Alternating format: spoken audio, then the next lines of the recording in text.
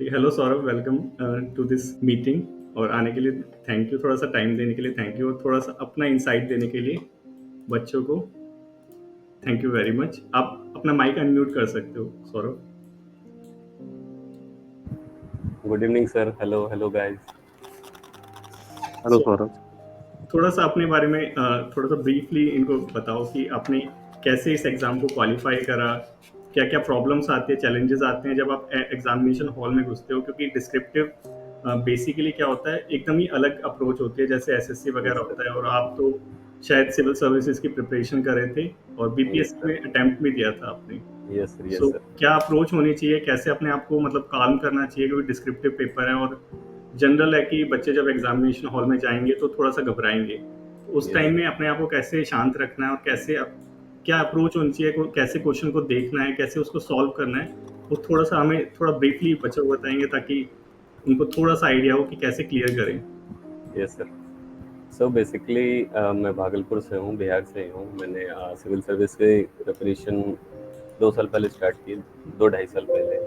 और मैंने बीपीएससी को फोकस किया था।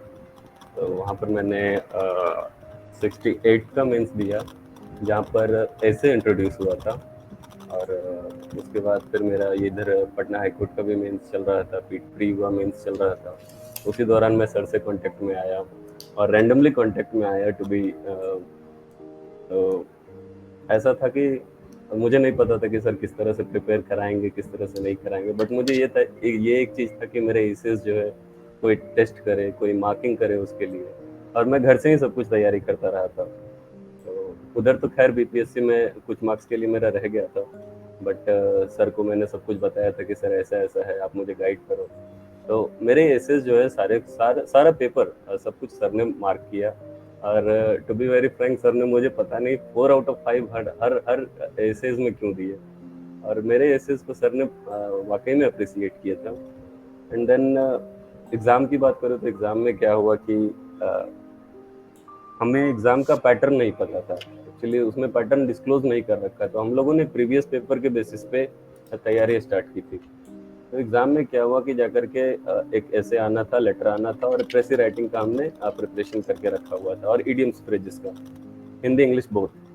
तो हुआ यूँ कि ऐसे लेटर का प्रिपरेशन मैंने कर रखा था। सर के भी लगभग 10-12 मॉक्स मैंने लगाए थे स्टार्टिंग से ही। तो वहाँ पर जाते ही मुझे जितने भी ऐसे प्रेसी वगैरह जितने भी होने थे वो सारे कर दिए। बट वहाँ पर मेरे लिए ट्रांसलेशन, थोड़े बहुत ग्रामर के पोर्शन, साइनो एंड तो कुछ आ गए, वो मेरे लिए बाउंसर्स थे। टू बी वेरी फ्रैंक, मुझे उतनी तैयारी नहीं थी उन सब की, इस वजह से भी मेरा थोड़ा मार्क कम रह गया। बट और रैंक भी उस वजह से थोड़ा कम रहा। बट मैं ये कहूँगा कि मेरा एसे और प्रेसी और लेटर के वजह से ही जो कुछ भी रैंक लिस्ट में मेरा नाम आया है, सिर्फ और सिर्फ इन्हीं तीनों के कारण नाम आया। और उसका सारा श्रेय सर को जाता है, थोड़ी बहुत किस्मत को जाती है। और मुझे आज भी मेरे सारे टेस्ट जो चेक करके रखे हुए हैं सर ने, मैं देखता हूँ तो मुझे लगता है कि नहीं, ऐसे कहीं अप्रोच से मुझे ये जो भी है फाइनल लिस्ट में मेरा नाम आया। और एग्ज़ाम की बात जहाँ तक करूँ तो मेरा प्रिपरेशन इतना कॉन्फिडेंस अच्छा बन चुका था कि मेरे पास समय बच गया था लास्ट में। मैं चाहता तो उस समय को अच्छे से यूटिलाइज कर सकता था। तो थोड़ी बहुत हैंड राइटिंग मुझे बेहतर करने का समय मिल सकता था। मैं जल्दीबाजी में सब कुछ करता चला गया, लिखता चला गया। और ढाई तीन पेजेस के थे वो, ऐसे कंप्लीट करने थे। कुछ लोग तो हिंदी में बिल्कुल ही ज़ीरो थे, उन लोगों को लिखा नहीं जा रहा था, 4-5-10 लाइन वो नहीं लिख पा रहे थे। तो मैंने सर को भी सर के विषय में बहुत लोगों को बताया कि ऐसे ऐसे टेस्ट करवाओ। कुछ लोग ज्वाइन भी किए, कुछ लोगों को बेनिफिट भी हुआ। तो मुझे लगता है कि सर का गाइडेंस ही था जो आज आपके सामने हूँ। सौरभ, अभी मतलब जो तुम्हारे टाइम पे प्रोग्राम था अभी थोड़ा सा एडवांस कर दिया। अभी हम लाइव मॉक लेते हैं, जैसे शायद तुमने शायद यूट्यूब पे देखा भी होगा कि हाँ जी ये जो सर। बच्चे हैं सुबह 5 बजे उठ के ये मॉक टेस्ट देते हैं लाइव, जो एग्जाम में एक्चुअल में आएगा, और रात को 11 बजे। मतलब दो एकदम ही एकदम जो कह लो एज वाले टाइम रखे हैं, एक्सट्रीम टाइम रखे हैं। उसमें जो दे लेगा वो डेफिनेटली जो नॉर्मल टाइम होगा उसमें देखे तो क्लियर हो ही जाएगा। सो थोड़ा सा हमारा बताओ कि जब तुम एग्जामिनेशन हॉल में घुसे थे, पेपर को देखा था, तब कैसा फील हुआ था? मतलब कैसे क्या अप्रोच तब फॉलो करी थी, क्योंकि अपने इनका एग्जाम 1 तारीख को है, सिर्फ इन पे 5 दिन रह गए हैं। सर मैं सीरियसली बताता हूँ, मेंटली कैसे प्रिपेयर करना है इनको, ये एक थोड़ा सा एक एक ऐसे था डिजास्टर मैनेजमेंट को लेके, वो ऐसे आपने भी डाला था मॉक में, और मुझे आज भी याद है उसका इंट्रो मैंने डाला था केदारनाथ के इशू से, इवेंट से, कि केदारनाथ का इवेंट ऐसे ऐसे हुआ, एंड देन वहाँ पर जो कुछ भी आपने बताया था कि ऐसे लिखना है, इकोनॉमिक व्यू लिखना है, पॉलिटिकल व्यू लिखना है, ठीक है, क्या क्या उसमें डाला। तो वो केदारनाथ वाला व्यू जैसे ही मैंने ऐसे देखा, मैंने सेकंड ऐसे नहीं देखा, क्योंकि मुझे पता था कि मैं इसमें लिख पाऊंगा, और सर ने मुझे अच्छे मार्क्स दिए, उस पर अच्छा रिव्यू मिला है।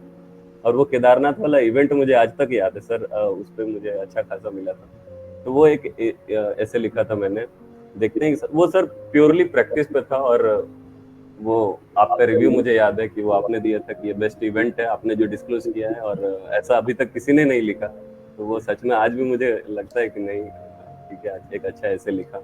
और सेकेंडली जहाँ तक पूरे एग्जाम की बात है, तो मुझे लगता है कि वही प्रैक्टिस था हमारा, लेटर का, ऐसे का, बस मैं लिखता चला गया, सब कुछ बस होता चला गया, और लास्ट में जैसा भी कहा कि मेरे पास 10 मिनट बच गए थे, उसको मतलब थोड़ा और यूज किया जा सकता था, अच्छा लिखा जा सकता था। तो मतलब ये बेसिकली प्रैक्टिस मेन है ना, बिल्कुल बिल्कुल सर, 100% प्रैक्टिस था। क्योंकि क्योंकि एग्जाम एक्चुअल में क्या होता है ना, एग्जामिनेशन हॉल में कोई मिरेकल नहीं होता, वहां जाके कुछ जादू नहीं होता, जो कुछ आप नहीं होता सर। प्रैक्टिस करो। मैंने वही ऐसे हूबहू, बस आप समझो कि जेरोक्स किया था वो इवेंट वो पूरा का पूरा ऐसे। क्यों? क्योंकि डिजास्टर मैनेजमेंट के ऊपर मैंने अच्छा खासा प्रैक्टिस किया हुआ था, और आपको भी मैंने दिखाया था। तो वो एक डिजास्टर मैनेजमेंट का ऐसे था। और एक लेटर आपके सामने लिखा था कि शायद म्युनिसिपल को कुछ करना होगा कि गंदगी वगैरह है। तो एग्जाम में ये था कि पीएमसीएच में गंदगी है, उसके लिए आप एक लेटर लिखो। तो सब कुछ सेम था, बस सब्जेक्ट सेम था, बस ऊपर के कोनोटेशंस जो है वो चेंज करने थे। तो मेरे लिए वो सर सब कुछ बस प्योरली प्रैक्टिस था, और आपका वो वाला मॉक का सारा जेरोक्स आ गया था, बस मैंने लिख दिया। अच्छा, एक एक चीज बताओ, अभी दीपांशु मुदगल कुछ पूछ रहा था कि एग्जामिनेशन हॉल में तुम्हारा पेपर कैसा आया था, कुछ ऑप्शन वगैरह दे रखे थे एंटोनियम सिनोनियम के? जी हाँ सर। अब पहली बात तो ठीक है। मैंने बताया कि वो मेरे लिए प्योरली बाउंसर्स थे। मैं पीसीएस का प्रिपरेशन करता था, मुझे इंग्लिश नॉलेज उतनी थी नहीं उस वक्त, मेरे पास थी नहीं। मैं प्रैक्टिस में रहता तो मैं भी मैं साइनो एंटो अच्छा कर पाता, लेकिन वो मेरे लिए बाउंसर था। लेकिन ये था कि उसमें 4-4 ऑप्शन सबके दे रखे थे, 5 साइनो 5 एंटो थे, और सबके 4-4 ऑप्शन दे रखे थे, और निगेटिव मार्किंग थे नहीं। डिस्क्रिप्टिव में जनरली नहीं रहते हैं। तो मेरे 10 में कुछ आते थे, कुछ नहीं आते थे, तो कुछ जैसे आराम किया गया। तो कोई क्वेश्चन पूछना चाहेगा सौरभ से? हाँ हाँ बिल्कुल। रजत। सर मेरा आपसे सबसे पहला क्वेश्चन ये है कि अ, इतने सारे फैक्ट है, इतने सारे ऐसे टॉपिक्स भी बहुत सारे हैं सर, डेटा ओवरलोड हो जाता है। तो आपने वो सारा एग्जाम से पहले रिवाइज कैसे किया? क्योंकि सर मुझे काफी प्रॉब्लम फेस हो रही है इसको सारा को सब कुछ रिवाइज करने में, इतना सारा डाटा है। Okay, revision point of view से आप पूछ रहे हो। तो रिवीजन तो आपका जनरली मॉक से ही सब कुछ रिवीजन वो आपके छप जाएंगे, अगर आप मॉक्स देते रहते हो तो। मैं ये पीसीएस के प्रिपरेशन में भी मैंने देखा है कि अगर आप मॉक्स दे रहे हो, इवन आपको न्यू इवेंट्स भी, न्यू क्वेश्चंस भी, न्यू नॉलेज भी जो है वो आपके दिमाग में छप जाएंगे। आप बार बार अगर आप मॉक्स दे रहे हो या फिर प्रैक्टिस कर रहे हो, तो प्रैक्टिस से ही होना है। और लास्ट टाइम पे आप रिवीजन करने का अगर सोच रहे हो कि आप आधे घंटे में या लास्ट के एक दिन में आप पूरा का पूरा रिवाइज कर जाओगे, तो ऐसा नहीं होने वाला है। ठीक है, आपको ये प्रोसेस है, आपको प्रोसेस से गुजरना होगा। तो आप करते रहो, करते करते ही होगा, प्रैक्टिस ही है, बाकी सर तो ओके है सर। गाइड करने के लिए। एक्चुअल में रजत, प्रैक्टिस से क्या होता है कि जो तुमने याद करा है ना, जब तक तुम उसको बाहर नहीं निकालोगे अपने माइंड से, तब तक वो स्ट्रांग नहीं होगा, मतलब वो छपेगा नहीं माइंड में। तो ये प्रैक्टिस ही है जिससे वो सारी चीजें तुम्हें याद होंगी। तो तुम तो बहुत अच्छा ऐसे लिखते हो जो तुम एक क्वेश्चन पूछ रहे हो। और मैं ऐसे के बारे में एक बार बोलूंगा कि वो जो सर का एक दो ऐसे का जो वीडियोस वगैरह है, कैसे किस पे लिखना है, किस इवेंट पे लिखना है, कौन से पॉइंट्स पे खोलते चले जाना है, जैसे इकोनॉमिक पॉइंट ऑफ व्यू से खोलना है, या फिर पॉलिटिकल व्यू से खोलना है, या फिर इन्वायरमेंटल व्यू से खोलना है, वो सारे पर्सपेक्टिव आप एक बार सर के वो सारे वीडियोस देखो। ठीक है, तो इससे आपको समझ में आएंगे। और एक इंट्रोडक्टरी वीडियो होगा जो सर का, उसमें आप सर ने बताया है कि किस तरह से ऐसे को स्टार्ट किया जाता है, क्योंकि इंट्रोडक्शन ऐसे का जो है वो आपके ऐसे को डिफरेंट बनाएगा। आप किस तरह से ऐसे को इंट्रोड्यूस करते हो। जनरली 3 तरह से इंट्रोड्यूस किए जाते हैं, एक इवेंट के थ्रू, एक स्टोरी के थ्रू, और बाकी फिर हिस्टोरिकल व्यू पॉइंट से शुरू करो, हिस्टोरिकल, पॉलिटिकल, इस तरह से आप होते जाओ। बाकी सर तो आपको अच्छा गाइड कर ही सकते हैं, कर ही रहे हैं। अब तो भूल गए होगे तुम सारी चीजें। नहीं सर, ऐसा नहीं है सर, मुझे याद है, चीजें आज भी याद है। और अच्छा गौरव एक क्वेश्चन पूछना चाहता है। गौरव, अभी सौरभ प्रिपरेशन में है तो सौरभ पे ज्यादा टाइम नहीं है, सिर्फ 15 मिनट्स और सौरभ दे सकता है, उसके बाद हम फिर अपना डिस्कस करेंगे। ठीक है गौरव? यस, मतलब सौरभ आपको मीन्स क्या लगा, मतलब आखिरी में हमें लास्ट टाइम में किन किन टॉपिक्स पे सबसे ज्यादा फोकस करना चाहिए? अच्छा, जैसे मुझे सर ने बताया कि आपका एक ऐसे पोर्शन है, एक ग्रामर पोर्शन है और एक ट्रांसलेशन पोर्शन है। हाँ तो हाँ ऐसे 50 और ट्रांसलेशन 20 का, I guess, I am right sir? 20 या 30 का? 20 का Yes, sir. Translation 20 and 30. तो मुझे लगता है ऐसे और ट्रांसलेशन पोर्शन आपका 70 मार्क्स का है, तो इस पोर्शन पे आपको प्रैक्टिस करना चाहिए।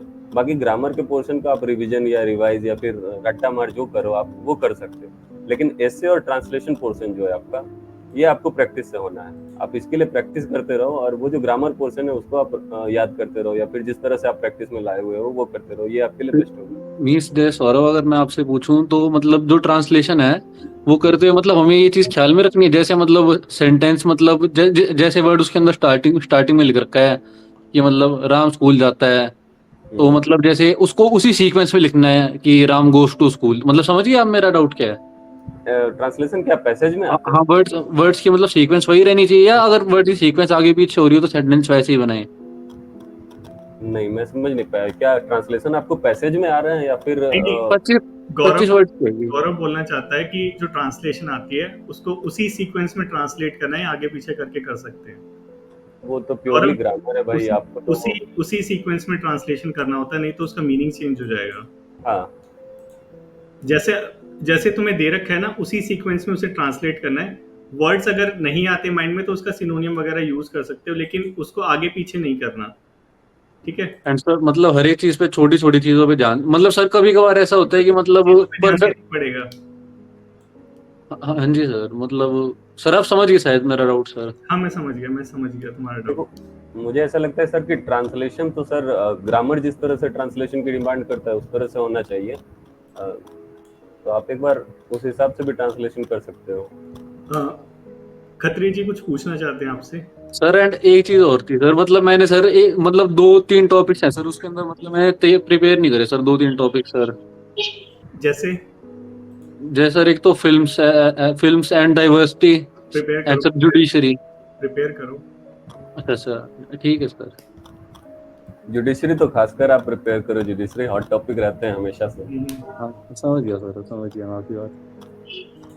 हेलो सर, मैं ये पूछ रहा था ट्रांसलेशन में सेंटेंस की ट्रांसलेशन करनी है या बिल्कुल वर्ड टू वर्ड? वही तो अभी गौरव भाई ने पूछा। खत्री जी एकदम वर्ड टू वर्ड ट्रांसलेशन करनी है, मतलब आपको थीम को भी चेंज नहीं करना, और उसमें जो वर्ड्स दे रखे हैं उस वर्ड को भी मिस नहीं करना, क्योंकि सर उसका एक्टिव पैसिव सा बन जाता है उनका। उसमें कोई प्रॉब्लम नहीं है, उसमें कोई इतनी बड़ी प्रॉब्लम नहीं है, लेकिन उसके जो वर्ड्स हैं वो मिस ना हो। कि अगर इंडिया दे रखा है तो आप इंडिया को मत खाना, ऐसे वाला। क्योंकि सौरभ को पता है, सौरभ अभी बहुत ही एकदम क्रूशियल पोजीशन पे है वहाँ पे, जो वहाँ पे जजेस हैं उनके साथ ही सौरभ रहता है ना। जी हाँ सर। वहाँ पे इन सब चीजों का क्या मीनिंग होता है वो वहाँ पे जाके पता चलता है, कि वहाँ पे जब आप जो वर्ड्स जो जजेस देते हैं उसको जब ट्रांसलेट करना होता है, उसमें आप वर्ड्स को इधर उधर नहीं कर सकते, तो वही प्रैक्टिस आपको एग्जाम में लेते हैं वो। सर लेकिन कई बच्चे काफी डिफिकल्ट वोकैब यूज करते हैं, उससे कुछ इफेक्ट पड़ेगा? ऐसा कुछ नहीं पड़ता, इतना कुछ इफेक्ट नहीं पड़ेगा उसका। एकदम नॉर्मल ट्रांसलेशन करना है जो उसका एग्जैक्ट बनता है। अब उसकी जगह आप टफ वर्ड यूज करेंगे तो ऐसा कुछ नहीं है कि ज्यादा नंबर मिलेंगे। ट्रांसलेशन है, सिंपल के ज्यादा नंबर मिलते हैं।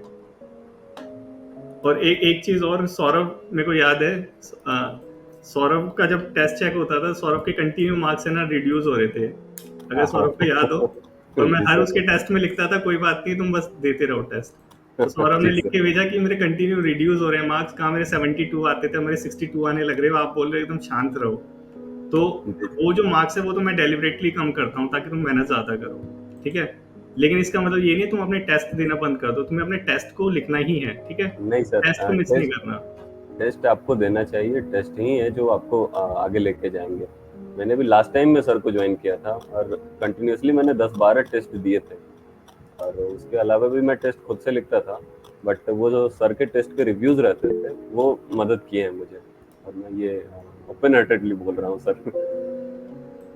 हाँ sir Raqib, can I ask something? हाँ ठीक है रकीब बोलो। बिल्कुल।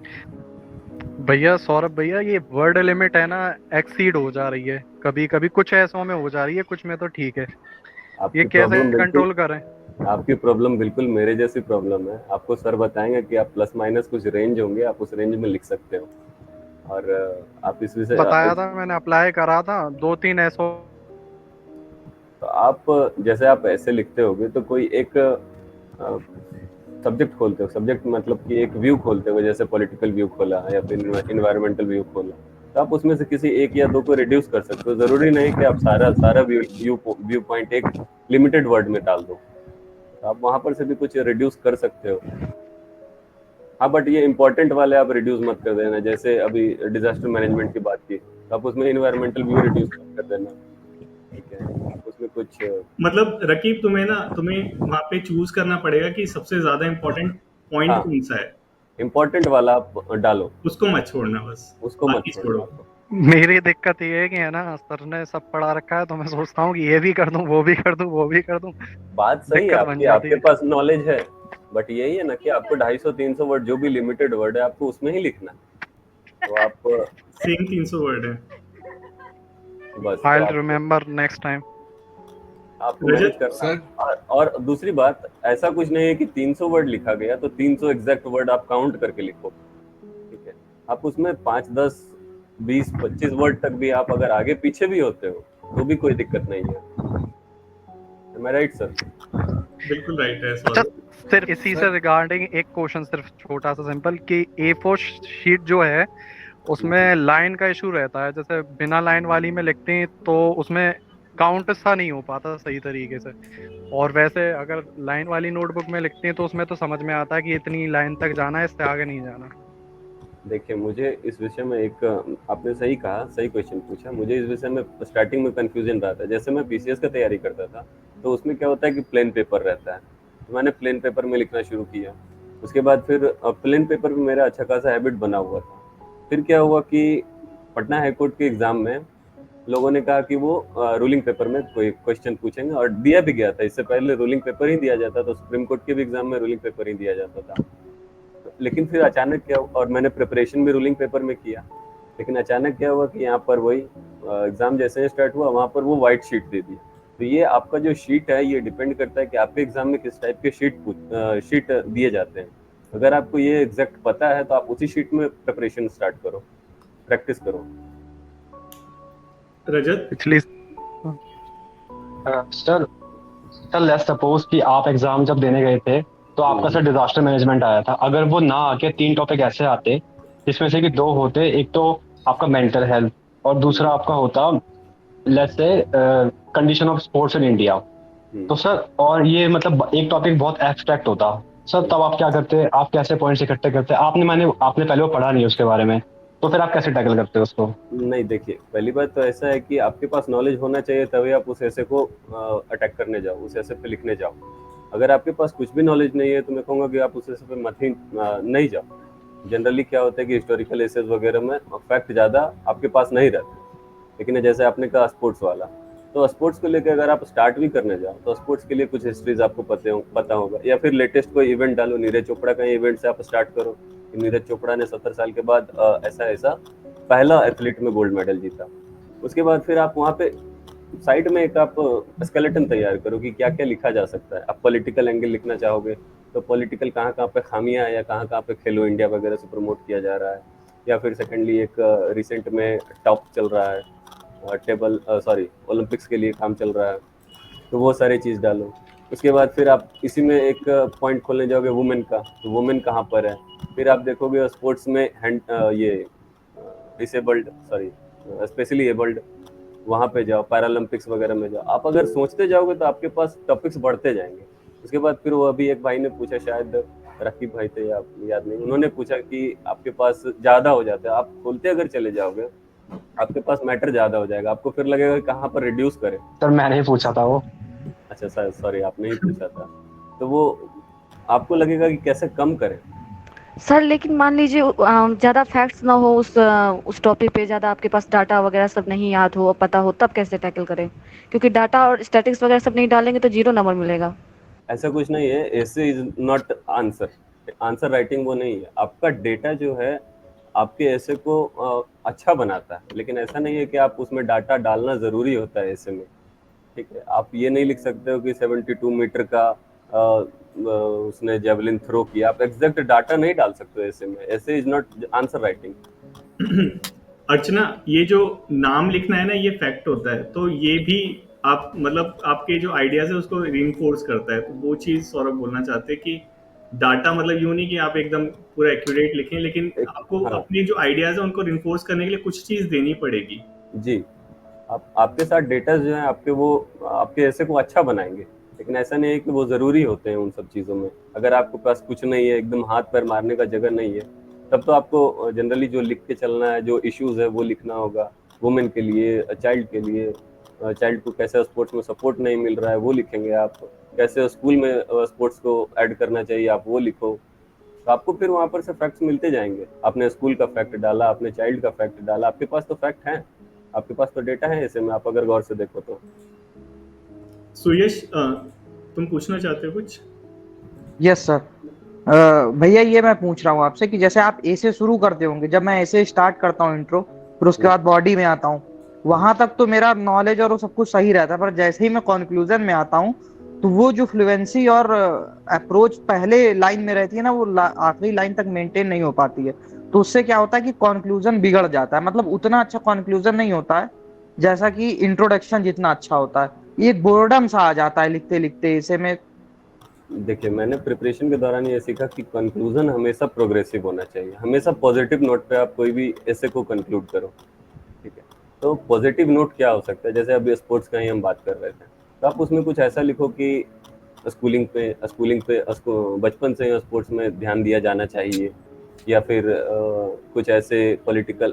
सेकेंडली देखो, एक स्पोर्ट्स के केस में क्या है, स्पोर्ट्स जो है स्टेट का सब्जेक्ट है, तो उसमें काम स्टेट करेंगे और सेंटर अभी वहाँ पर सुपर साइड कर रहा है उसको। तो आप अगर ये 2-4 पॉइंट को आप प्रोग्रेसिवली लिखोगे कि इस पे थोड़ा सा स्टेट को भी अपनी ओर से एफर्ट डालना चाहिए, स्टेट के पास फंड्स की कमी है तो स्टेट के पास इससे रिलेटेड कुछ फंड, स्पेसिफिक फंड होने चाहिए। तो ये पॉजिटिव अप्रोच है और आप यहाँ पर एंड कर सकते हो ऐसे को। ठीक है, एक जैसे एग्जांपल। अच्छा भैया, जैसे आपने बताया कि ये जो ए से है इसको जीएस पेपर जैसा नहीं लिखना है। अभी आप बोल रहे थे कि ए से है, हाँ आंसर राइटिंग वो नहीं है। तो इसमें क्या है, इसमें आपने बहुत ज्यादा हेडिंग डाली थी, कितनी हेडिंग पूरे ऐसे में यूज की थी? आपने जनरली पैरा में लिखा होगा ना? बिल्कुल। ऐसे तो देखिए, मैंने 2 तरह से ऐसे देखे हैं। ठीक है, मेरे पास भी नॉलेज बहुत लिमिटेड है, बहुत कम मैंने भी देखा है, लेकिन मैंने 2-3 तरह के ऐसे देखे हैं। एक जनरली क्या होता है कि हेडिंग सब हेडिंग करके ऐसे लिखे जाते हैं। ठीक है, तो उसमें कैसे नंबर मिलते हैं मुझे नहीं पता, लेकिन मैंने हमेशा पारा में ही लिखना शुरू किया है और सर ने मेरा ऐसे भी पारा में ही चेक किया है। एक पैरा में सोशल लिखा, एक पैरा में वुमेन लिखा, एक पैरा में चाइल्ड लिखा, एक पैरा में इकोनॉमिक लिखा, एक पैरा में एनवायरनमेंट लिखा, इस तरह से 1-2 इस तरह से करते करते।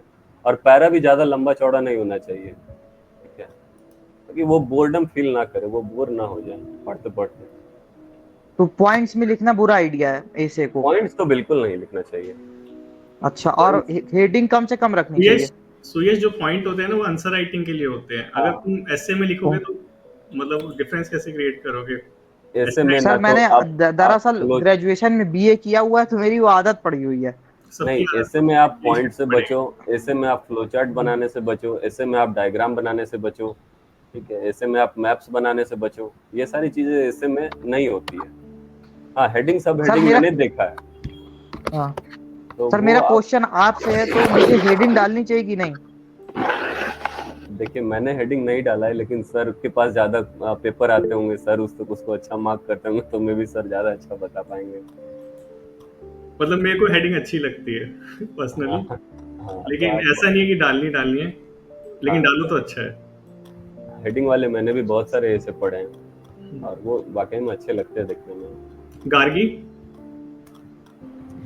सर जो ऐसे वाले होते हैं कि जिसमें एक स्टेटमेंट दे रखी होती है और उसके बहुत सारे अप्रोचेस निकल के आ जाते हैं। जैसे अभी रिसेंटली सर ने एक ऐसे दिया था हमें कि टाइगर बीट्स पांडा, कि आप इससे क्या, अब वो हो क्या, मैं समझ गई, एक मेरा पर्सपेक्टिव उसमें मुझे समझ में आ गया कि शायद इसमें हम लोग पॉपुलेशन के बारे में बात कर सकते हैं, बिकॉज टाइगर पॉपुलेशन हमारे में भी बढ़ रही है और हमारी कंट्री की पॉपुलेशन भी बढ़ रही है और हम दोनों में चाइना को बीट कर रहे हैं। वो एस्पेक्ट लिख सकते हैं या फिर कोई एग्जैक्टली हमें पकड़ना जरूरी होता है कि जो उसमें एग्जाम में बोलना चाहिए? उसमें आप वेरियस एस्पेक्ट निकाले। जैसे एक ऐसे था हमारा बीपीएससी का ऐसे है, मैंने लिखा था, वो ऐसे था, मूस मुटैयन लोढ़ा होयन ना हाथी ना घोड़ा होयन। अब इस पे आप ऐसे कैसे लिखोगे? और ये मेरे लिए बाउंसर था सीरियसली, मैंने इससे पहले कोई, और वो एक सेक्शन दे रखा है कि उसमें इस तरह से ऐसे आएंगे, ठीक है। वो थीमेटिक ऐसे होते हैं, आपको उस थीम से जितने वेरियस आप उसको किस किस टाइप से सोच सकते हो। जैसे आपने कहा टाइगर, तो टाइगर जनरली आप या तो लिटरल मीनिंग जा सकते हो उसके टाइगर के, ठीक है, या नहीं तो फिर जैसे अभी आपने चाइना और इंडिया वाला कहा, वो मीनिंग निकाल सकते हो। तो वो आप पे डिपेंड करता है कि आप उसके कितने सारे मीनिंग निकाल सकते हो, और उसको सारे को आप लिखने का कोशिश करो जितना आप सोच सकते हो। डाइवर्स आपके ऐसे डाइवर्स जितने होंगे आपको मार्क उतने ज्यादा मिलेंगे। Okay sir, thank you. Sumit. Hello hello sir, मेरा क्वेश्चन ये है, जैसे हम प्रिपेयर कर रहे हैं 15 से 20 टॉपिक, लेकिन एग्जाम में तीनों ऐसे आते हैं जिसमें मतलब उन टॉपिक्स में से नहीं है और उनका हमें बिल्कुल थोड़ा ही पता है, तो उनको मतलब कैसे फिर क्या अप्रोच चाहिए? अभी मैंने जब मीटिंग ज्वाइन किया था वहां पर एक बोल रहे थे कि एक मॉडल ऐसे चाहिए, मॉडल ऐसे की कोई बात कर रहे थे, मुझे एग्जैक्ट पता नहीं, वो किरण पब्लिकेशन की बात कर रहे थे। तो आप अपने सोच को एक लिमिटेड किरण पब्लिकेशन वाले ऐसे में बांध रहे हो। इससे क्या हो रहा है ना कि आप 10-15, जैसे आपने कहा कि आप 10-15 ऐसे ही जान रहे हो, उसके अलावा कुछ नहीं जान रहे, ठीक है। तो आप उस चीज में मत बंधो, आप अपने आप को वेरियस व्यू खोलो। जैसे भी मैंने कहा मूस मुटैयन लोढ़ा होयन ना हाथी ना घोड़ा, इस पे आप क्या लिख सकते हो? आपको दे दिया गया लिखने के लिए, आज से पहले आपने कभी प्रिपरेशन नहीं किया इसके बारे में, आप क्या लिख सकते हो? अगर वही है कि आपके पास 10-15 ऐसे का आपके पास बना हुआ है तो आप नहीं लिख पाओगे, या फिर आप घबराओगे लिखने से। तो आप अपने आप को लिमिटेड मत रखो।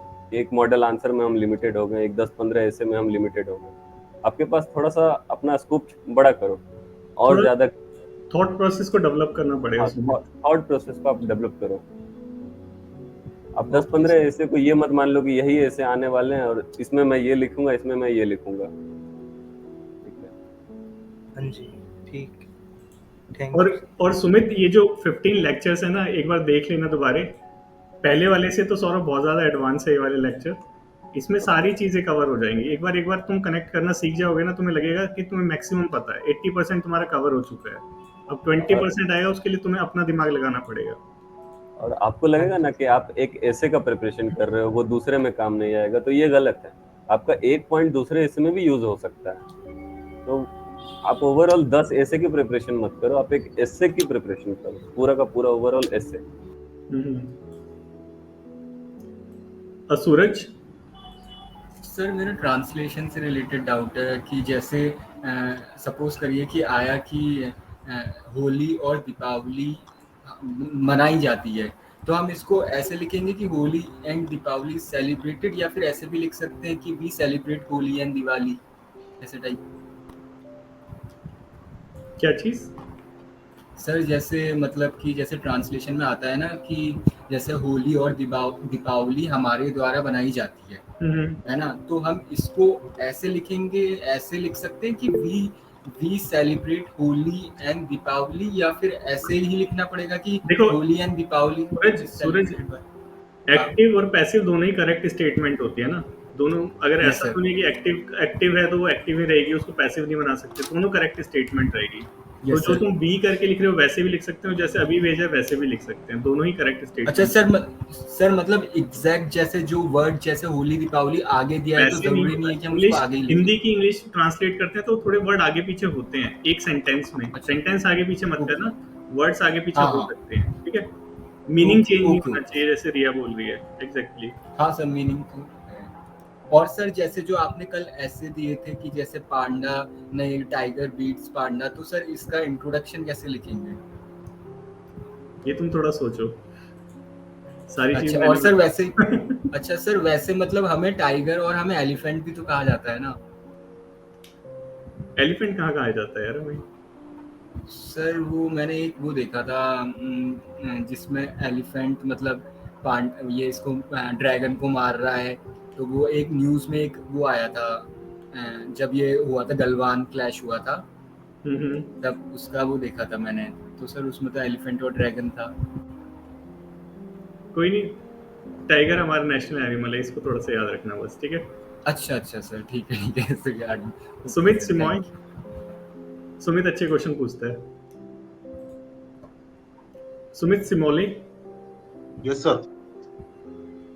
हैंड रेज करा हुआ है। सर एक दो डाउट्स थे सर। बोलो बोलो। सर एक वो अनफेयर मीन्स वाला डाउट था सर, अगर एनेक्डोट में हम नेम यूज कर देंगे तो एग्जामिनर को ऐसा ना लगे ना कि ये फेक नेम नहीं है, ये कैंडिडेट का नेम है, ऐसा कुछ सर इस पे डाउट था। सौरभ ये पूछना चाहता है कि जो हम एनेक्डोट यूज करते हैं उसके अंदर जो हम नेम यूज कर सकते हैं किसी का? बिल्कुल यूज कर सकते हैं सर। तुमने करा था? हाँ सर बिल्कुल किया था हमने एक याद है मुझे हीट वेव वाला पेपर था, उसमें एक फार्मर का मैंने डाला था कि फार्मर कोई गाय चरा रहा है या फिर यूं खेत में है, सडनली हीट स्ट्रोक आया, फार्मर का नाम कुछ डाला था मैंने, रैंडम नाम ही डाला था। मतलब रैंडमली डाल सकते हैं, कोई इशू नहीं है, है ना? बिल्कुल sir.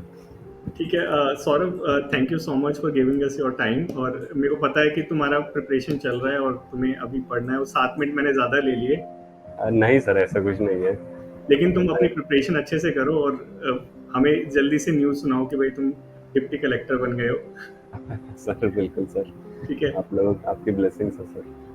So thank you so much for joining us Saurabh, bye. Thank you so much sir, bye sir, bye guys. Bye sir. Bye, Saurabh. Thanks for your invaluable time. Thank you, sir.